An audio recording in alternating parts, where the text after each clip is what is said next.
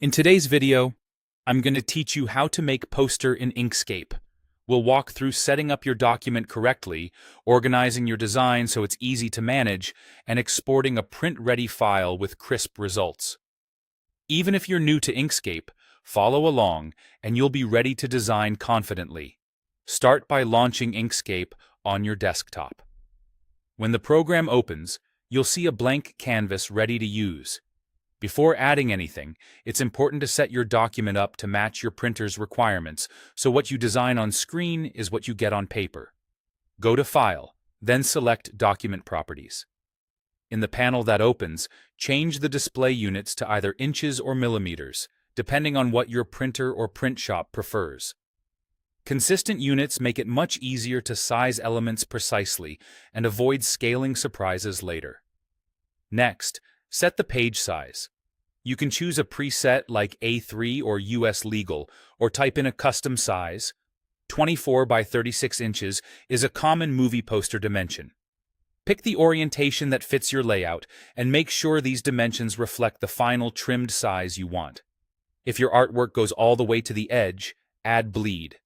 Increase the canvas by about 0.125 inches, or 3 millimeters on every side. This extra area lets the printer trim neatly without leaving unintended white slivers around the border. If your design has comfortable margins, you can keep the canvas at the exact final size. To stay organized as your poster grows, open the Layers and Objects panel with Ctrl+Shift+L. Set up 3 layers.